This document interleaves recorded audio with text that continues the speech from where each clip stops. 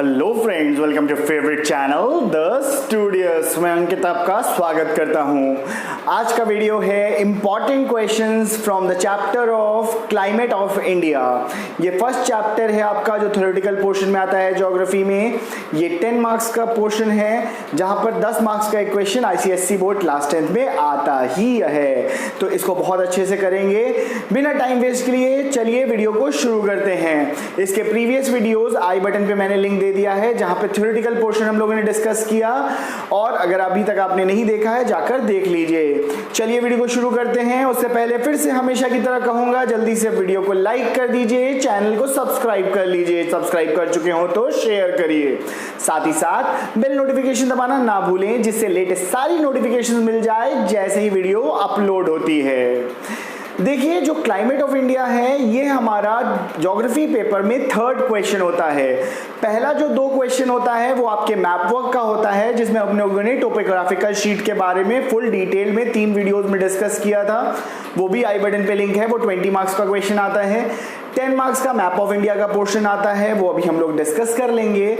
और साथ ही साथ आज हम लोग बात करने वाले हैं थर्ड क्वेश्चन की। है ज्योग्राफी पेपर में आपका थर्ड क्वेश्चन है जो क्लाइमेट ऑफ इंडिया से आता है, और इसमें आपका 10 मार्क्स का क्वेश्चन होगा। 10 मार्क्स का क्वेश्चन बाइफरकेटेड होता है, 3 पार्ट्स में टूटा होता है। एक 3 मार्क्स का क्वेश्चन आता है, उसके बाद एक 3 मार्क्स का गिव रीजंस है, और फिर 3 मार्क्स 1 मार्क्स या 2 मार्क्स के 2 क्वेश्चन और आते हैं। चलिए शुरू करते हैं। जो थर्ड क्वेश्चन का पहला पार्ट होगा, आप अपनी स्क्रीन पे देख सकते हैं, एक पिक्चर मैंने लगाई है जो एक टेबुलर फॉर्म में है। इस टेबल पे देखिए, आपने अगर ध्यान दिया तो टेबल पे मंथ्स दिए हैं जैन से लेकर दिसंबर तक, और साथ ही साथ यहाँ पर 2 स्टेशन दिए हैं, स्टेशन ए और स्टेशन बी। और यहाँ पर 2 चीजें और दी हुई हैं, एक है टेम्परेचर और दूसरा है रेनफॉल। तो ये जो आपका क्वेश्चन पहला आता है ये इसी टेबुलर फॉर्म में क्वेश्चन आता है। सेम टेबल तो नहीं होगी, लेकिन इससे ही रिलेटेड कोई एक टेबल होगी, चाहे वो सिंगल स्टेशन हो या आपका 2 स्टेशन वाला। ज्यादातर आजकल केसेस में 2 स्टेशन आते हैं। तो यहां पर कुछ क्वेश्चंस पेक्यूलियर पूछे जाते हैं, चलिए उसे डिस्कस कर लेते हैं। पहला क्वेश्चन पूछा जा सकता है आपसे, वो है give the total rainfall of a particular station. जैसे स्टेशन ए या स्टेशन बी वो दे देगा और पूछेगा टोटल रेनफॉल, या टोटल रेनफॉल की जगह एनुअल रेनफॉल पूछ लेगा। तो एनुअल रेनफॉल में बच्चे कंफ्यूज हो जाते हैं, वो गलत कर देते हैं। तो एनुअल रेनफॉल का भी मतलब है sum total of all the rainfall. जिस भी स्टेशन का पूछेगा सारे मंथ की रेनफॉल को जोड़ दीजिएगा, वो आ जाएगा आपका टोटल यानी कि एनुअल रेनफॉल। इसके बाद आपका क्वेश्चन पूछा जा सकता है give the driest month. Driest month मतलब जिसमें सबसे कम बारिश हुई हो। जिस भी स्टेशन का पूछेगा आपको देख लेना है, स्टेशन ए या स्टेशन बी जिसका भी पूछ रहे हैं उसका ड्राइएस्ट मंथ बता देना है जिसमें सबसे कम बारिश हो। इसी तरह से वेटेस्ट मंथ पूछ सकता है, वेटेस्ट मंथ मतलब जिसमें सबसे ज्यादा बारिश हुई हो। इसके बाद पूछ सकता है आपका मीन रेनफॉल। मीन रेनफॉल देखिए क्या होता है, मीन रेनफॉल मतलब एवरेज। जब भी कभी मीन पूछेगा या एवरेज पूछेगा तो मीन या एवरेज सेम चीज होती है। यहां पर आपको क्या करना पड़ेगा, सारी रेनफॉल को ऐड करना पड़ेगा, या सारा टेम्परेचर, मान लीजिए टेम्परेचर के लिए केस में पूछ लिया तो सारे टेम्परेचर को ऐड करना पड़ेगा जिस भी स्टेशन का बोल रहा है, और डिवाइडेड बाय 12। क्यों 12 से डिवाइड कर रहे हैं, क्योंकि 12 महीने होते हैं। आपको आ जाएगा मीन रेनफॉल या मीन टेम्परेचर जो भी पूछेगा। इसी तरह से टेम्परेचर के केस में हॉटेस्ट मंथ और ड्राइएस्ट मंथ का भी एक क्वेश्चन पूछा जा सकता है। हॉटेस्ट मंथ जो सबसे गर्म होगा और कोल्डेस्ट मंथ जो सबसे ठंडा होगा। इसके बाद एक बहुत इंपॉर्टेंट क्वेश्चन पूछा जा सकता है give the diurnal range of temperature. Diurnal range of temperature देखिए क्या होता है, ड्यूनल रेंज ऑफ टेम्परेचर होता है मैक्सिमम माइनस मिनिमम। इसको रेंज ऑफ टेम्परेचर भी कहते हैं। जैसे पूछ लेगा रेंज ऑफ रेनफॉल बता दो या रेंज ऑफ टेम्परेचर बता दो, तो जब भी कभी रेंज ऑफ रेनफॉल या रेंज ऑफ टेम्परेचर पूछेगा तो हमेशा मैक्स माइनस मिन, मतलब मैक्सिमम रेनफॉल या टेम्परेचर जो भी पूछ रहा है माइनस मिनिमम रेनफॉल या टेम्परेचर, तो आपको मिल जाएगी रेंज।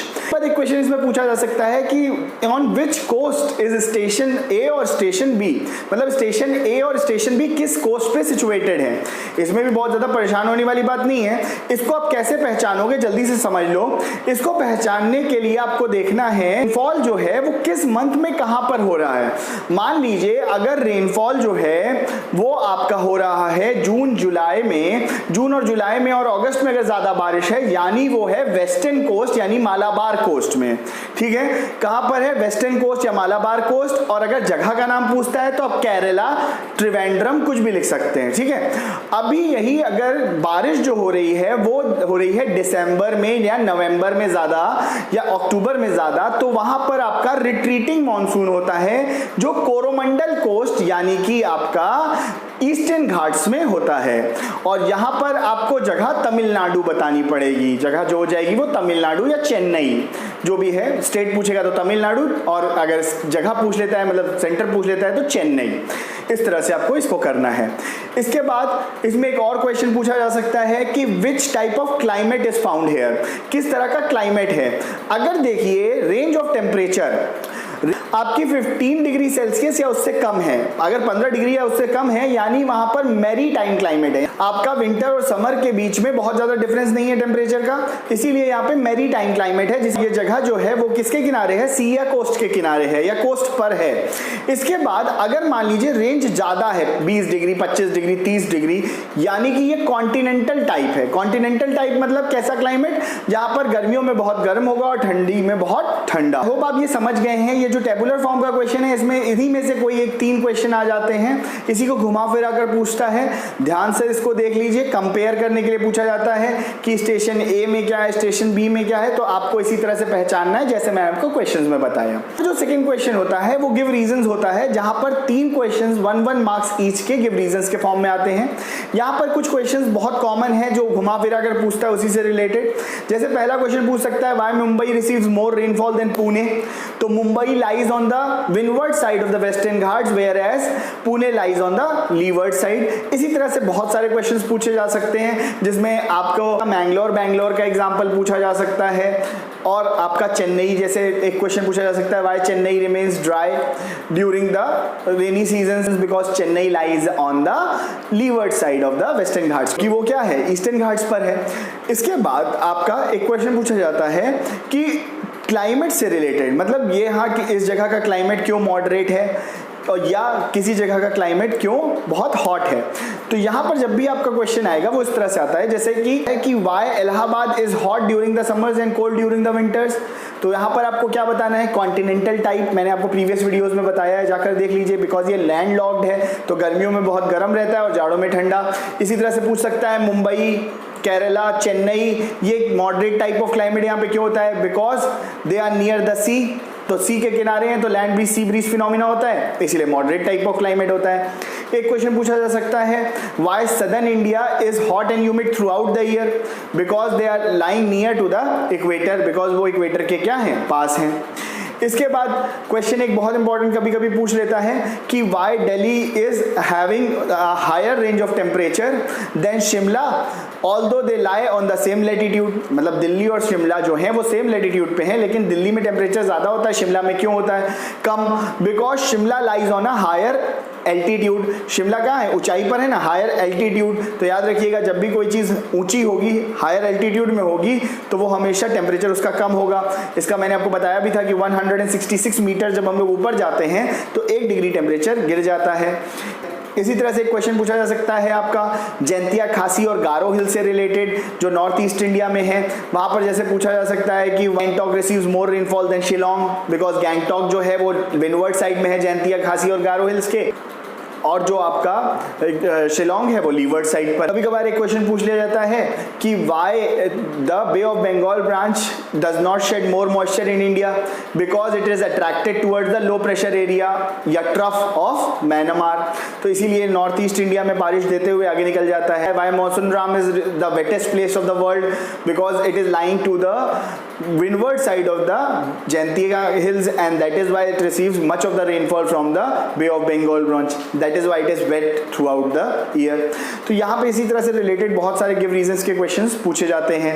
इसमें मैंगो शार, काल बैसाख, जैसे कि पीरियोडिक विंड्स किस में हेल्प करते हैं. टी प्लांटेशन में काल बैसाख होता है. मैंगो और कॉफ़ी के लिए आपका मैंगो शार्स इंपॉर्टेंट हैं. तो ये सारे मैंने अपने प्रीवियस वीडियो में आपको बता दिया है, जाकर देख लीजिए. इसके बाद जो इसी क्वेश्चन का थर्ड पार्ट होता है, इसमें आपके 2 या 3 क्वेश्चन पूछे जा सकते हैं. क्वेश्चन जो पूछे जाते हैं, चलिए उसको डिस्कस कर लेते हैं.